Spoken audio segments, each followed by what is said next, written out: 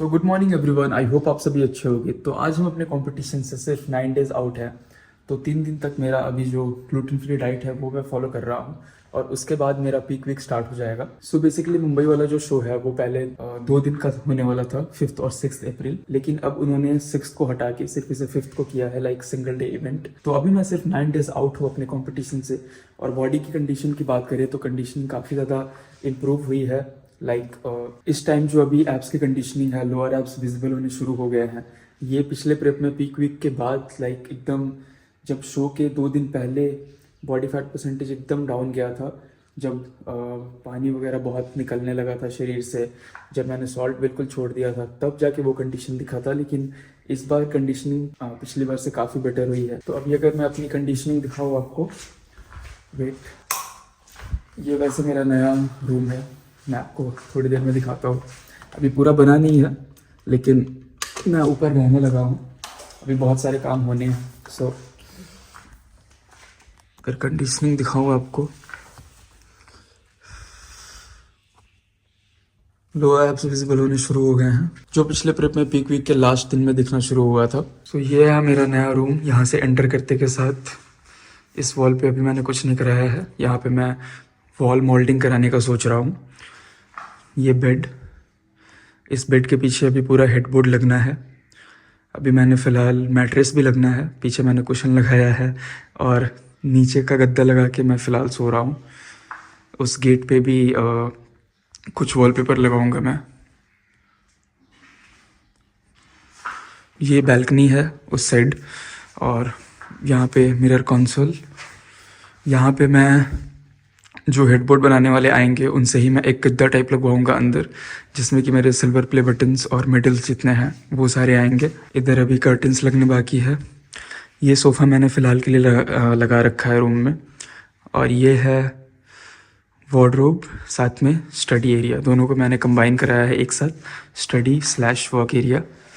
और इसके अंदर भी मैंने स्ट्रिप लाइट लगवाया है। और आपको मेरे एनर्जी लेवल से पता चल रहा होगा, बॉडी में बिल्कुल अब जान ना के बराबर ही बची है। 15 डेज से हम एक डेफिसिट डाइट फॉलो करते आ रहे हैं, like moderate carbs high protein diet. और उसमें भी जो हमारा वेट ट्रेनिंग सेशन है वो एक्सट्रीमली इंटेंस हो रहा है। हर एक एक्सरसाइज के 4 सेट्स, साथ ही में मिनिमम 15 रेप्स, क्योंकि इस टाइम हम ज़्यादा हैवी लिफ्ट नहीं कर सकते, इंजरी का चांसेस नहीं ले सकते। तो मॉडरेट वेट से हमें बस हाइपोट्रॉफी पे ज़्यादा फोकस करना है, अपने मसल्स को अच्छे से ब्रेक डाउन करना है और घर आके अपना जो यूजुअल मील्स है वही खाना है। और आज इस वीडियो में मैं बिगिनर्स के लिए एक इंपॉर्टेंट टॉपिक के ऊपर बात करने वाला हूँ कि आपको अपनी प्रोग्रेस क्यों ट्रैक करनी चाहिए। जितने भी बिगिनर्स हैं जो जिम ज्वाइन करते हैं, तो उनको शुरू से ही अपने वीडियोस या फिर अपने फोटोज फोन में रखना क्यों इंपॉर्टेंट है, इस टॉपिक के ऊपर आज हम इस वीडियो में बात करने वाले हैं। सो अभी मैं ले रहा हूँ अपना प्री वर्कआउट मील, जो कि as usual high protein oats है, और इसमें मैंने डाला है 80 ग्राम्स ओट्स, जिसको कि मैंने पानी में कुक किया है। और इसमें अभी मैं 1 स्कूप वे डालूंगा, वे एंड ओट्स। और इसके साथ में मैं यूज़ करता हूँ न्यूट्रावे का गुड गट फाइबर। बेसिकली गुड गट फाइबर हेल्प करता है आपके डाइजेशन को इम्प्रूव करने में, आपके गट हेल्थ को इम्प्रूव करने में। तो जब आप एक हाई प्रोटीन डाइट पे होते हो तो ये बहुत इंपॉर्टेंट है कि आप अपने जो फाइबर का इंटेक है पूरे दिन का, उसको भी बिल्कुल ऑन पॉइंट लो। क्योंकि फाइबर अगर आप अच्छे से नहीं खाओगे तो जो प्रोटीन आप ले रहे हो बॉडी में, वो अच्छे से डाइजेस्ट नहीं होगी, आपको कॉन्स्टिपेशन होगा, ब्लोटिंग होगी। और बहुत सारे भाइयों का मुझे डीएम आता भी है कि भाई मैं डाइट अच्छे से फॉलो तो कर रहा हूँ, वर्कआउट भी अच्छे से फॉलो कर रहा हूँ, लेकिन मुझे जो रिजल्ट मिलना चाहिए वो नहीं मिल रहा। सो आप ये चीज़ ट्राई कर सकते हो, न्यूट्रावे का गुड गट फाइबर। पहले तो देखो, आप दिन में जितने भी मील्स ले रहे हो, 4 to 5 मील्स, उसमें से मिनिमम 2 मील्स में ये ट्राई करो कि आप ग्रीन वेजीज खा रहे हो।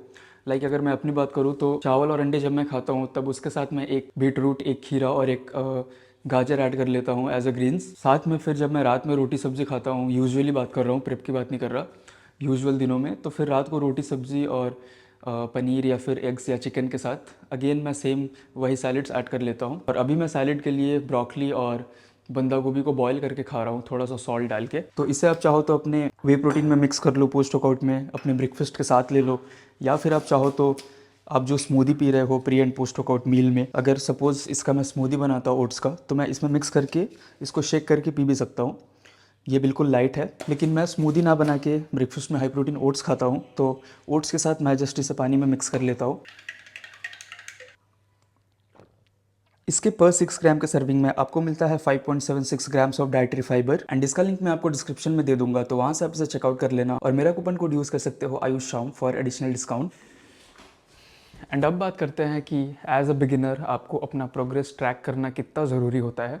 सो बेसिकली मैंने अपनी जर्नी स्टार्ट करी थी 8 साल पहले। अभी मुझे ट्रेनिंग, डाइट, अच्छे से अपनी बॉडी को रिकवरी करना, ये प्रोसेस को फॉलो करते हुए ऑलमोस्ट 8 ईयर्स हो चुके हैं। और इन 8 सालों में मैंने ये चीज़ सीखा है कि एज अ बिगिनर अगर आप शुरू कर रहे हो तो आपको अपने आप को रिकॉर्ड करना या फिर अपना फ़ोटोज़ रखना वो कितना ज़्यादा इंपॉर्टेंट है। क्योंकि जब एज अ बिगिनर हम जिम में ज्वाइन करते हैं तो हमारा मेन माइंडसेट सबसे पहले यही होता है कि जैसे मैं एज स्किनी था, 45 केजी का था, तो जितने स्किनी लड़के हैं वो मुझसे रिलेट कर पाएंगे। हमारा सबसे पहला टारगेट यही होता है जिम जाने का। जब मैं टी शर्ट पहनूँ, जब मैं एक अच्छा कपड़ा पहनूँ, उसमें मैं थोड़ा अच्छा दिखूँ, लाइक मेरी पर्सनैलिटी थोड़ी अच्छी दिखे, थोड़े आर्म्स पम्प्ड अप दिखे, चेस्ट थोड़ा पम्प्ड अप दिखे। ऐसा लगना चाहिए कि हमने कपड़ा पहना है, कपड़े ने हमें नहीं पहना।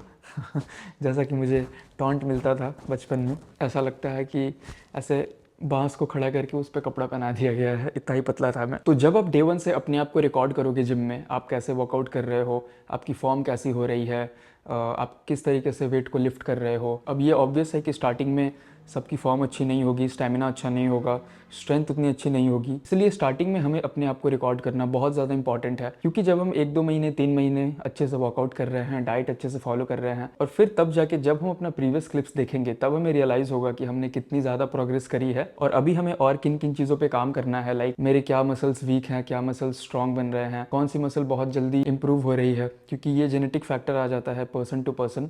जैसे मैं अपनी बात करूँ, 6 महीना कंसिस्टेंट जिम जाने के बाद मेरी जो ओवरऑल बॉडी है उसमें चेस्ट बहुत ही वीक था, शोल्डर्स बहुत ही वीक थे, बैक मेरा शुरू से ही स्ट्रांग रहा है। बैक में जो डेफिनेशन है वो दिखना शुरू हो गया था। लाइक जब मैं लैट पुल डाउन कर रहा था तो वो लैट्स स्ट्रेच होने, कॉन्ट्रैक्ट होने तब से विजिबल होने शुरू हो गए थे सिर्फ 6 महीने के अंदर।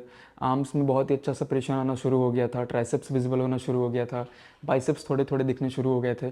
तो इस तरीके से जब आप अपने आप को रिकॉर्ड करोगे, लाइक एवरी वीक कर लो या एवरी 3 डेज़ पे कर लो, तब आप जब एक लॉन्ग टर्म वर्कआउट वगैरह अच्छे से करने के बाद जब आप अपनी प्रीवियस क्लिप्स देखोगे तब आपको रियलाइज़ होगा कि आपने कितनी प्रोग्रेस करी है। और जितने भी बिगिनर्स हैं वो मुझसे ये बात अच्छे से रिलेट कर पाएंगे कि जब हम जिम जाते हैं नए नए में तो हमारा मेन एम यही होता है कि हम कपड़ों में अच्छा दिखे। लेकिन एक बार जब हम 6 महीना, 1 साल कंसिस्टेंट रहते हैं और डाइट अच्छे से करते हैं तो जब प्रोग्रेस होती है बॉडी की, और डेली जब आप वर्कआउट के बाद अपना पंप चेक करते हो तो वो एक टाइप ऑफ एडिक्शन बन जाता है डेली बेसिस पे कि यार कल मुझे और अच्छा करना है, कल मुझे और अच्छा करना है, जिम में और 100% देना है। क्योंकि हम कहीं ना कहीं वो एक पंप को चेज़ करते रहते हैं और वही पंप को चेज़ करते करते करते करते हम अपनी फिज़िक को इम्प्रूव करते हैं। तो इसके लिए बहुत ज़रूरी है कि आप अपने आप को रिकॉर्ड करो इन द सेंस, ये मैं ये नहीं बोल रहा कि आप इसको सोशल मीडिया पे पोस्ट करो। अगर आप पोस्ट करते हो तो ये और अच्छी बात है। तो इस वीडियो को मैं ज़्यादा बड़ा नहीं रख रहा, बस यही एक छोटी सी चीज़ है अपने आप को रिकॉर्ड करना, जिसको जितने भी बिगिनर्स है अगर वो ये वीडियो देख रहे हैं तो आप प्लीज़ ये चीज़ करना, आपको बहुत ही ज़्यादा हेल्प मिलेगा अपनी प्रोग्रेस को ट्रैक करने में। सो अगर बात करें अपने कंपटीशन की तो पिछली बार से बॉडी काफ़ी ज़्यादा इंप्रूव हुई है। लाइक लोअर बॉडी तो उतनी इंप्रूव नहीं हुई है क्योंकि जेनेटिकली मेरे काफ थोड़े वीक हैं, लेकिन क्वाड्स, हैमस्ट्रिंग बहुत अच्छा डेवलप हुआ है। फ्रेम की बात करें तो फ्रेम थोड़ा सा और ब्रॉड हुआ है ड्यू टू लैट्स, शोल्डर्स और ज़्यादा राउंड हुआ है। और ये इसलिए भी हो रहा है क्योंकि एवरी ईयर जैसे जैसे हमारी एज बढ़ती है, अगर आप कंसिस्टेंट हो अपनी डाइट, ट्रेनिंग, रिकवरी सब कुछ को लेकर, तो मसल मैच्योरिटी भी बढ़ती है साथ ही साथ। पिछले साल जो मैंने आईसीएन दिल्ली में कम्पीट किया था उसमें जो मेरी कंडीशनिंग पीक वीक के बाद थी वो मैं कहीं ना कहीं वैसे कंडीशनिंग अभी पीक वीक के पहले ही देख पा रहा हूँ अपनी बॉडी में। मेरे एब्स का जो मसल मैच्योरिटी है उसका डेवलप होने में, लाइक लोअर एब्स अभी से विजिबल होने शुरू हो गए हैं पीक वीक के पहले ही, जो कि मेरा हमेशा से ही पीक वीक के बाद होता था। तो 1 साल जो मैंने एब्स प्रॉपरली ट्रेन किया है वीक में 2 बार, ये उसका नतीजा है। तो होपफुली इस बार कंपटीशन और अच्छा हो। कंपटीशन तो बहुत टफ होगा इस बार आईसीएन मुंबई, क्योंकि अभी मैंने आईसीएन का पेज देखा था तो रजिस्ट्रेशन ऑलमोस्ट फुल हो चुका है। अराउंड अच्छे खासे एथलीट्स आ रहे हैं और टक्कर भी काफ़ी अच्छी होगी इस बार। सो होपफुली अच्छा जाए, देखते हैं। हमें बस अपना बेस्ट देना है, आप सभी का सपोर्ट बना रहे ऐसे ही। मिलते हैं आप सबसे अगली वीडियो में, तब तक इस वीडियो को एक लाइक और शेयर कर देना।